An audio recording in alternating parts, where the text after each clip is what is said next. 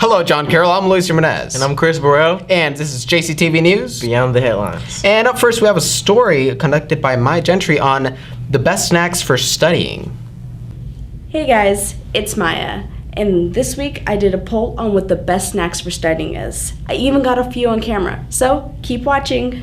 Probably chips, like original chips, Lay's, chocolate bar. Popcorn. Chips.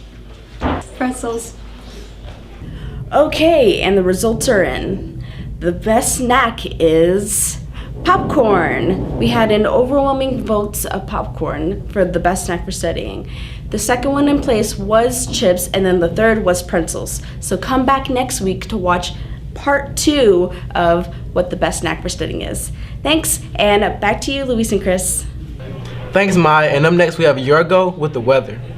Hello, John Carroll. I'm Yorgo Saris with your weekly weather, and let's look at this week's forecast.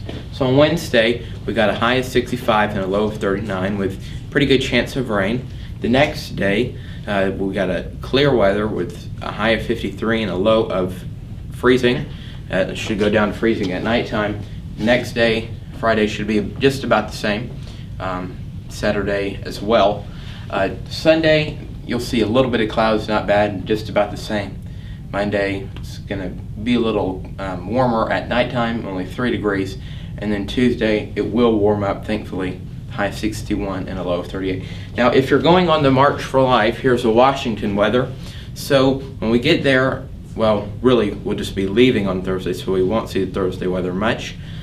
Friday, though, it will be cold when we are marching with a high of only 45 and a low of 29. Saturday, about the same, high of 42 and a low of 28. And then departing on Sunday, which should be 41 during the day and 27 at night, but we won't see that weather at night. So now let's look at the forecast for Birmingham. And as you can see, by Tuesday night, it should be all gone. And so it should be clear the rest of the week. Back to you, Louise and Chris. Thanks, Yorgo, for the weather report. Up next, we have Joe King with sports. Thanks, Louise. Last week, our boys and girls basketball team played against Altamont and Hueytown. Here's a couple highlights from that game.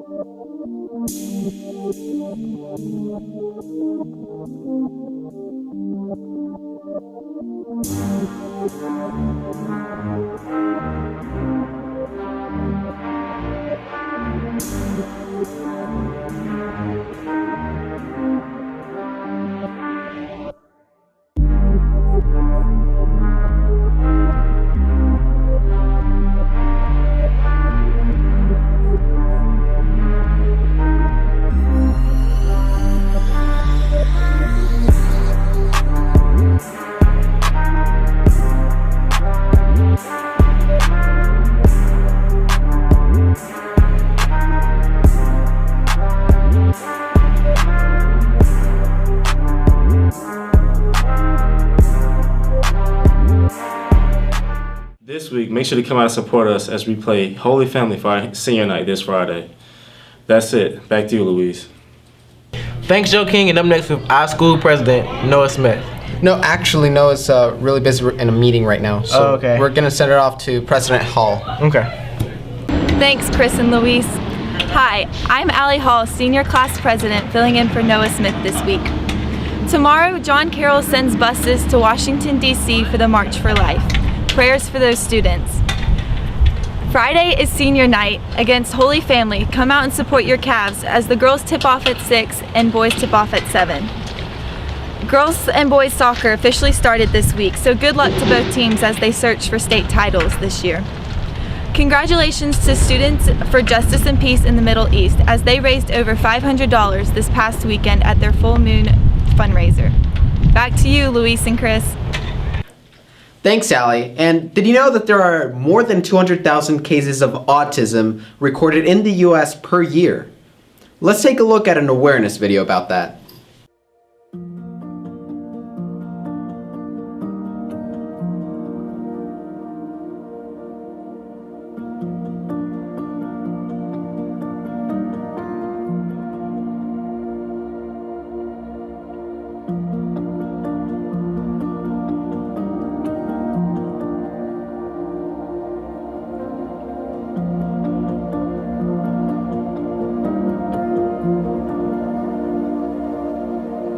3 years ago, we started this event and really had no idea the impact that Shooting to Change was going to have in Alabama. And Shooting to Change is more than just an event for basketball.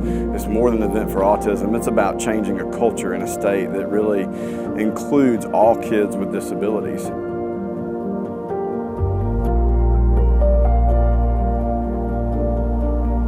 So a couple years ago, our son Parker was diagnosed with autism, and we wasn't really sure what to do about that.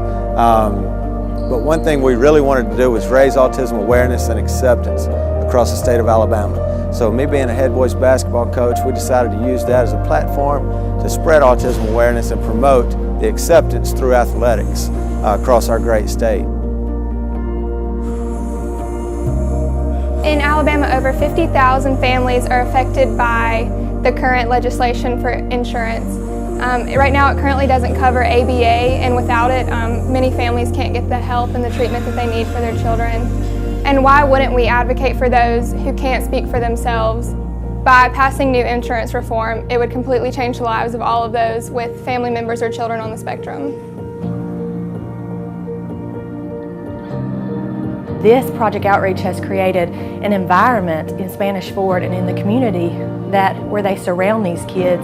They love them, they take care of them, and they really have friendships with them. And as a parent of a child with special needs, this really helps. I mean, when you send your child to school, you worry about them. You worry about them being bullied. You worry about them eating lunch alone. You worry about a lot of things.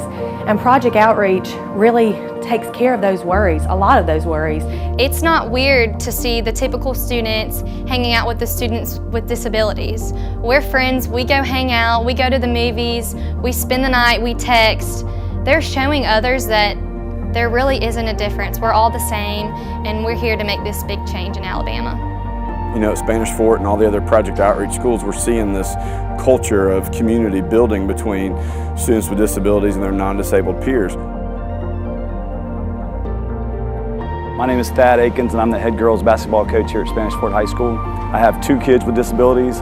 You know, it's definitely tough having your child diagnosed with autism, and then you know, after that, having my daughter diagnosed. You know, it was really hard.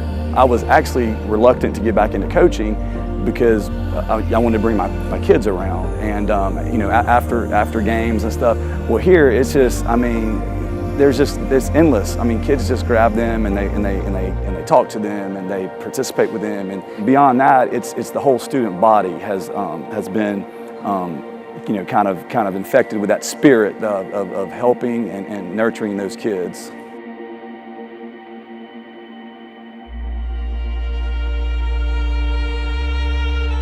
What we're trying to do the week of January 23rd through the 28th is again, create change. Create change for Alabama, create change for the 50,000 families affected by autism, create change in all of the schools. A lot of people ask us, why don't you just leave the state of Alabama and go to one of the other 45 states that covers autism and has resources? And I say the #1 reason is Project Outreach and our community. They have surrounded us with love and support. And Project Outreach, they just create an environment and a community that loves these children. They care for them, they truly build friendships, and you don't find that everywhere.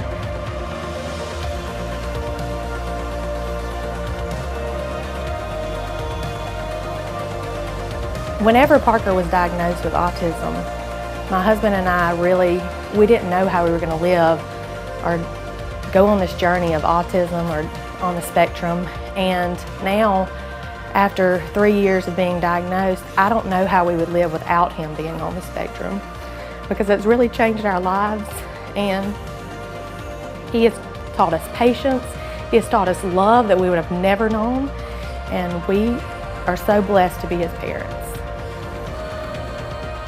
Parker's gone from being nonverbal a few years ago when we started this event.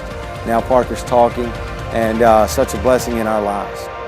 I'm Parker Bauer. I'm shooting to change. Good job, buddy.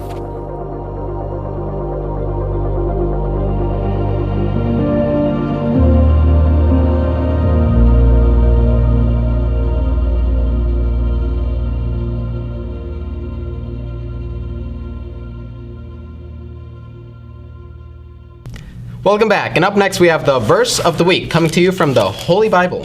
And it comes from Psalm 102, verse 2 through 3. And it reads, Lord, hear my prayer. Let me cry, come to you. Do not hide your face from me now that I am in distress. Turn your ear to me. When I call, answer me quickly. That's pretty inspiring for times of, Stress. conflict and sorrow, you know? I agree. We sometimes feel like God might be, leaving us, but in reality it's because he's carrying us. You know that little parable about when the dude was like walking on the sand, and then he only saw 4 footprints, but then he only started seeing 2, and he's like, God, why are you leaving me? But then it turns out like the 2 footprints were like just from God, because God was carrying the dude. Okay. Remember that? So I think that kind of relates to this. God never leaves us. He's always with us. Yeah. Anyways, up next we have a movie review by William Beasley on Hidden Figures. Thanks, guys. And this week I will be reviewing the movie Hidden Figures, which is the movie about the 3 women, Katherine Johnson, Mary Jackson, and Dorothy Vaughan, and how they not only were the catalyst in NASA taking huge strides in being more progressive and desegregating itself, but also played huge roles in the success of John Glenn's orbit around the Earth in order for the US to catch up to the Soviet Union in the space race. The acting in this movie is very well done and is just all around great, as you really do feel that the characters are there and having these problems, and it really does draw you into the story and make you want to see these characters succeed at their goals. An interesting point that this movie brings up is how much skill in the field of mathematics was needed in order for these people to successfully calculate the launch, orbit, and return of John Glenn's shuttle in order to have a full success, as there were not calculators, or at least not high advanced calculators or supercomputers at the time that they did this, and they had to rely mostly on the math by hand and the mind. This movie is very well directed and also very well written, as it seems to flow and feel just natural and makes you enjoy the movie a lot more, and it makes it a true piece of art. I give Hidden Figures a 9.1 out of 10. Back to you, Louis and Chris. Thanks, Will. And here's Morgan with What's Trending. Hey, it's Morgan. Welcome back to my segment called What's Trending. Harambe the gorilla that was killed back in 2016 in order to save a little boy's life, grandmother, just passed away. She was euthanized on January 18th for a health complication. Also trending is holographic makeup. Here's a video to explain more about it.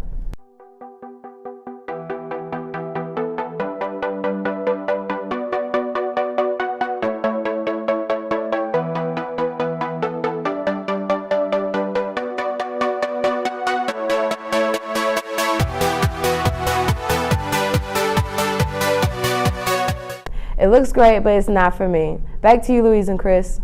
Thanks, Morgan. It's actually quite sad that Harambe's grandmother died now. The world will never be the same, but we must move on. Up next, we have Samane, and she's going to be interviewing Ms. Vance on the importance of not slacking off on our last semester of high school. Thanks, Luis and Chris. I'm here with Ms. Vance discussing the importance of not slacking off second semester senior year. It's a great question. I have a lot of seniors who feel like they're pretty much done with school, but I'm still checking because it's my goal to see that everybody walks across that stage. I haven't lost anybody in recent years, and I don't plan to this year. So there's a lot of things coming up. A lot of teachers are planning papers and research projects that are going to really impact some grades. I think the most important reason for seniors not to slack off is the option of being able to exempt exams, because the more points you get on the quarter, the better the chance that you don't have to really focus so much on those exams. By the time May comes and it's exam week, seniors are not going to want to be having to cram in a subject on that exam. The other thing is that colleges will look. In May, they're going to ask for that final transcript, and they're going to look to make sure that you kept up your end of the bargain, especially if you're a candidate for scholarships. The other thing is I have some seniors who actually could potentially get an honor court if they put the gas on and did well this last semester. So I'll be contacting them to say, you know, you're really close to this honor court. You might want to consider just pumping it up a little bit. So May is full of a lot of fun stuff that people really, really want to be able to participate in. So my best advice would be to do as well as you can January, February, March, until senioritis kicks in big time, and you can enjoy everything that's happening, like shirt signing and that sort of thing. So it's real important to focus right now on getting as many points on that grade as you can. All right, thank you, Miss Vance. It is my pleasure. All right, back to you, Luis and Chris. Thank you, Simone. And Ms. Vance is pretty right about this. We can't just slack off during our last semester of high school. I don't know about you, but I have senioritis. I don't know. It's trying to get to me, and it's getting kind of difficult. But I'm trying to still care. Yeah, I love John Carroll, but I'm kind of ready. I just want to go up in the class rank. Honestly, it's just pride. Honestly, I don't even care about school. Anyways, this has been JCTV News Beyond the Headlines. Signing out.